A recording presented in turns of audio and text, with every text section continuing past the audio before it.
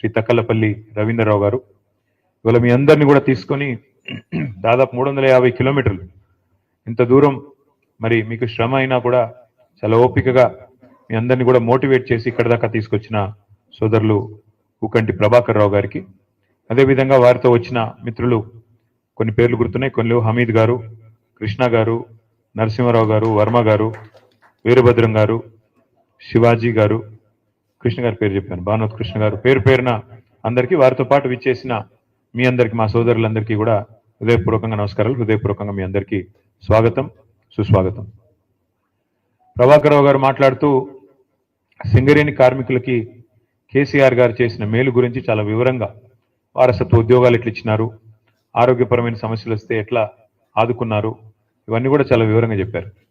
కానీ ఆశ్చర్యం ఏంటంటే సింగరేణి బెల్ట్లో ఉన్న 13 నియోజకవర్గాల్లో మనం ఓడిపోయాం.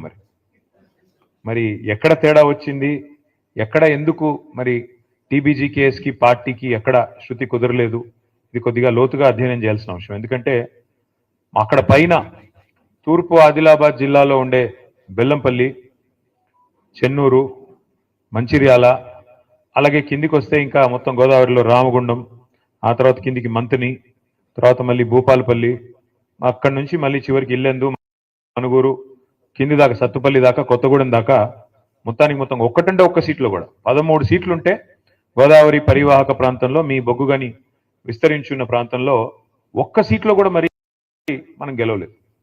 దానివల్ల డెఫినెట్గా మేము కూడా ఆలోచనలు పడ్డాం పార్టీగా, అరే ఇట్లెట్ట జరిగింది, గతంలో ఎంతో మంది ముఖ్యమంత్రులు ఎన్నో ప్రభుత్వాలు హామీలు ఇచ్చి నెరవేర్చలేదు, అట్లాంటిది వారసత్వ ఉద్యోగం అనే ఒక ఇమోషనల్ అంశం, దాన్ని కూడా నిలబెట్టుకున్నాము. ఇచ్చిన 10 హామీల్లో 8 పూర్తిగా చేయగలిగాము, 2 పాక్షికంగా అయినాయి. అయినప్పటికీ మరి కార్మికులు ఈ రకంగా ఎందుకు మనకు మద్దతు పలకలేదు అనే ఒక ఆలోచన మాత్రం పార్టీలో ఆనాడు కలిగింది. అప్పటికే ఎదురు దెబ్బ తగిలింది మనకి 2023 డిసెంబర్ ఎన్నికల్లో. తదనంతరం వచ్చిన గుర్తింపు సంఘం ఎన్నికల్లో కూడా మనం ఎందుకు యాక్టివ్గా పార్టిసిపేట్ చేయలేదంటే నిజానికి మేము కూడా మదనపడ్డాం. కార్మిక సంఘం పెట్టడం వల్ల లాభం అయిందా, నష్టం అయిందా, కార్మిక సంఘంలో ఉండే పంచాయతీలు ఏమైనా పార్టీ మీద ప్రభావం చూపినాయా, అందులో ఉండే అంతర్గత రాజకీయాలు, ఎందుకంటే ట్రేడ్ యూనియన్ అంటేనే చాలా ఉంటాయి పాలిటిక్స్, దానివల్ల కూడా ఏమైనా నష్టం అయిందా మెయిన్ పార్టీకి అని చెప్పి కొంత మదనపడ్డాం.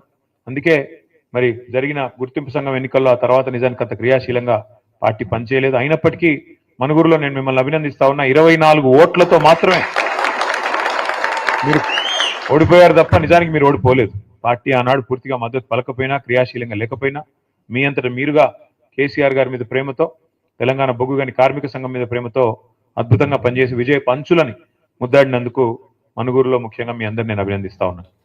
అయితే ఈ రోజున్న పరిస్థితి సరిగ్గా 21 నెలలు, మరి దాదాపు ఇంకో 2 రోజులు అయితే ఇంకో 7వ తారీఖు వచ్చిందంటే ఈ ప్రభుత్వం వచ్చి 21 నెలలు దాటి 22 నెలల్లోకి అడుగు పెడుతుంది. ఏం జరిగింది అని ఒకసారి ఆలోచించుకుంటే 21-22 నెలల్లో తెలంగాణలో ఒకటి మాత్రం స్పష్టంగా కనబడతా ఉన్నది. మీరు ఇవాళ ఏ మనిషినైనా అడగండి, తెలంగాణలో ఫలానా వర్గం అని కానీ, ఫలానా కులం అని కానీ, ఫలానా మతం అని కానీ లేదు, ఫలానా వృత్తి అని కూడా లేదు. ఏ ఒక్కరిని మీరు తట్టి అడిగినా ఎట్లా ఉంది ప్రభుత్వం అని అడిగితే అందరూ స్ట్రెయిట్గా ఒక్కటే మాట చెప్తున్నారు, అప్పుడే బాగుంది, ఆనాడు కేసీఆర్ గారు ఉన్నప్పుడే బాగుండేది, ఈ ప్రభుత్వం వచ్చినాక అంత అగమ్యగోచరంగా ఉంది అనే మాట ఇవాళ ప్రతి ఒక్క మనిషి నుండి కూడా వినబడతా ఉంది. ముఖ్యంగా నేను గమనిస్తా ఉన్నది రైతుల్లో. ఎప్పుడైనా నేను కాంతారావు గారిని అడుగుతా ఉన్నా, అన్న మరి కొత్తగూడెం జిల్లాలో యూరియా సమస్య ఎట్లా ఉంది, యూరియా ఉందా, సమస్య లేదా అంటే భయంకరంగా ఉందన్న, యూరియా సమస్య కాదు, సంక్షోభం, అది ఆ స్థాయిలో భయంకరంగా ఉంది, రాష్ట్ర వ్యాప్తంగా ఉన్నట్టే మా దగ్గర కూడా తీవ్రంగా రాత్రికే వచ్చి లైన్లు కడుతున్నారు, ఉదయం 3 గంటలకు వస్తున్నారు, చివరి కొంతమంది అక్కడనే పడుకుంటున్నారు, ఆ పరిస్థితి వచ్చింది. ఎన్నికలకు ముందేమో హామీల జాతర, ఎన్నికల తర్వాత ఏమో చెప్పుల జాతర అన్నట్టుగా ఇవాళ ఏ పిఎస్సిఎస్ కేంద్రం దగ్గర పోయినా, ఏ సొసైటీ కేంద్రం కాడికి పోయినా చెప్పులు వరుసలో భయంకరంగా కనబడతా ఉన్నాయి. కానీ ఒక్క మాటకు మాత్రం మనం ఒప్పుకోవాలని చెప్తున్నాడు ఇప్పుడే కాంతారావు గారు. ఏంది అదంటే, అన్నాడు రేవంత్ రెడ్డి గారు నిజాయితీగా ముందే చెప్పాడన్నా, ఆనాటి రోజులు తిరిగి తెస్తానన్నాడు, నిజంగానే తెచ్చాడు. ఆనాడు కాంగ్రెస్ పాలనలో ఏ రోజులైతే ఉండేదో ఆ రోజులు మళ్ళీ తెచ్చాడు.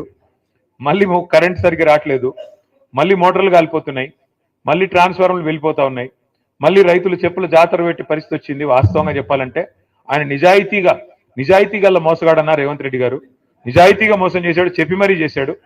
ప్రజలు ఆయన చెప్పాడు, ఎలక్షన్లకు ముందే చెప్పాడు, ఆయన కొత్తగా ఈరోజు చెప్తలేడు. రేవంత్ రెడ్డి గారు నిజాయితీగానే మోసం చేసిండు. ఆయన అన్నాడు, ప్రజలు మా చేతుల్లో మోసపోవాలనే కోరుకుంటారు, మీరు చూసే ఉంటారు ఆ వీడియో. మరి వాళ్ళు మోసం చేయాలంటే వాళ్ళకి మాట ఇవ్వాలి, మోసం చేయాలి, అదే మేము నేర్చుకున్నాం అని చెప్పాడు, చేశాడు. నిజానికి మనం ఆనాడు కొంత ఓవర్ కాన్ఫిడెంట్గా కూడా పోయాం. కేసీఆర్ గారు ఆయన ప్రభుత్వం చేసిన పని 10 ఏళ్ల పాటు బహుశా భారతదేశంలో 78 సంవత్సరాల్లో ఎక్కడా కూడా ఏ ప్రభుత్వం కూడా అంత తీవ్ర స్థాయిలో 10 ఏళ్లలో ఇంత అద్భుతమైన ఫలితాలు సాధించలేదు. మీకు రెండు మూడు చెప్తాను. ఒకటి, మన రాష్ట్రం రాకముందు గోదావరిలో, కృష్ణలో మన నీటికి సంబంధించి పెద్ద ఎత్తున పోరాటాలు జరిగినా ఎన్నడూ ప్రాజెక్టుల నిర్మాణం జరగలేదు. మన బీళ్ళకి గోదావరి నీళ్ళు రాలేదు, కృష్ణా నీళ్ళు రాలేదు. అదే కేసీఆర్ ప్రభుత్వం వచ్చిన తర్వాత ఏం జరిగిందో నాకంటే బాగా మీకే తెలుసు. 2014కి పూర్వం తెలంగాణ రాష్ట్రం, తెలంగాణ ప్రాంతం ఆనాడు రాష్ట్రంగా లేదు కాబట్టి ప్రాంతం, భారతదేశంలో